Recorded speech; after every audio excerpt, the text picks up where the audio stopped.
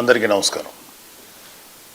Already మా జనసేన కార్యకర్తలకి వీర మహిళలకి ఎస్పెషల్లీ పిఠాపురం కాన్స్టిట్యున్సీలో ఉన్నటువంటి ప్రతి జనసేన కార్యకర్తకి వీర మహిళలకి అభిమానులకి అందరికీ ఒక విషయం ఆల్రెడీ చెప్పాను. అలాగే కూటమిలో ఉండేటువంటి కార్యకర్తలకి నాయకులకి మహిళా కార్యకర్తలందరూ కూడా ఒక విషయం చెప్పాము. రేపు జరిగే కౌంటింగ్ ప్రక్రియలో ఎట్టి పరిస్థితుల్లోనూ సంయమనం కోల్పోకండి, కొంచెం ప్రశాంతంగా ఉండండి. విజయం కూటమిని వివరించబోతుంది.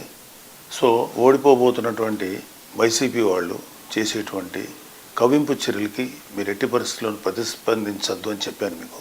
కానీ రీసెంట్గా వైసీపీ నాయకుడు సజ్జల రామకృష్ణారెడ్డి వైసీపీ కార్యకర్తలను రెచ్చగొట్టే విధంగా వ్యాఖ్యలు చేయటం మేము ఖండిస్తున్నాం. పార్టీ ఏదైనా కార్యకర్తల క్షేమం కోరాలి కానీ వారిని విద్వేషాలకి విధ్వంసాలకు పాల్పడే విధంగా రెచ్చగొట్టకూడదు. అలాగే వైసీపీ నాయకులు వారి ఓడిపోతున్న విషయం జీర్ణించుకోలేకపోతున్నారు. విద్వేషాలు రెచ్చగొట్టి కార్యకర్తలను బలి చేయాలని చూస్తున్నారు. వైసీపీ కార్యకర్తలైనా ఇతర ఏ పార్టీ కార్యకర్తలైనా ఒక విషయం గమనించుకోవాలి. ఆంధ్రప్రదేశ్ రాష్ట్రంలో ప్రజలు తమ నిర్ణయాన్ని ఓట్ల రూపంలో ఎప్పుడో వెల్లడించారు. గతంలో ఎన్నడూ లేని విధంగా ప్రజలు వైసీపీపై తమ వ్యతిరేకతను ఓట్ల రూపంలో చూపించారు. తాజాగా వెలువడిన అన్ని ఎగ్జిట్ పోల్ సర్వే ఫలితాలు కూటమికి అనుకూలంగా వెలువడడం కూడా వైసీపీపై ఉన్న ప్రజాగ్రహాన్ని తెలియజేస్తున్నాయి. ఇక కౌంటింగ్ చేసి గెలుపొందిన వారిని ప్రకటించే ప్రక్రియ మాత్రమే మిగిలింది. కౌంటింగ్ రోజు ఏజెంట్లుగా హాజరయ్యే కార్యకర్తలు తమ పార్టీ అభ్యర్థికి ఎన్ని ఓట్లు పోలయ్యాయో ఓట్ల లెక్కింపు ప్రక్రియకు అనుగుణంగా ఎప్పటికప్పుడు నమోదు చేసుకుంటూ అంతిమంగా గెలుపు ఓటములు నిర్ధారించుకోవాలి. ఒకవేళ ఏవైనా సందేహాలు అనుమానాలు ఉంటే అక్కడే ఉన్న సంబంధిత ఆర్ఓకు ఫిర్యాదు చేయవచ్చు.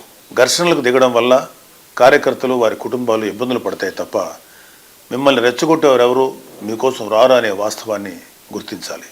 జూన్ 4న జరగనున్న కౌంటింగ్ ప్రక్రియకు ప్రజాస్వామ్య పద్ధతిలో ఎన్నికల కమిషన్ అధికారులు జారీ చేసిన నిబంధనలకు అనుగుణంగా నడుచుకోవాలని అన్ని పార్టీల కార్యకర్తలను మరొకసారి కోరుతున్నాను. వైసీపీ కార్యకర్తలు చెప్పేది ఏంటంటే, దయచేసి మీరు మీ నాయకులు మిమ్మల్ని రెచ్చగొడితే దయచేసి రెచ్చిపోకండి. మీరు వైసీపీ కార్యకర్తలు, జనసేన కార్యకర్తలు, టీడీపీ కార్యకర్తలు, బీజేపీ కార్యకర్తలు ఎవరైనా ఓకే. మీరు ముందు ఒక రాజకీయ పార్టీ కార్యకర్తల కన్నా మీరు ఒక మనిషి, మీకు ఒక కుటుంబం, మీకు ఒక బాధ్యతలు ఉన్నాయి. ఫస్ట్ ఇలాంటి వాటిలో మీరు సమయంతో బిహేవ్ చేస్తే బాగుంటుంది తప్ప మీరు ఏ తప్పు చేసినా సరే పోలీస్ కేసులు కానీ ఇతరత్ర సమస్యలు మేము చుట్టుపట్టే అవకాశం ఉంది. దయచేసి వాటికి మీరెవరూ కూడా లొంగద్దు. న్యాయబద్ధంగా, చట్టబద్ధంగా, ప్రజాస్వామ్యయుతంగా ఈ ఓట్ల లెక్కింపుని ప్రక్రియని మనం సంపూర్ణంగా నెరవేర్చుకుందాం. దయచేసి ఎవరూ కూడా ఆవేశాలకు లోనవద్దు.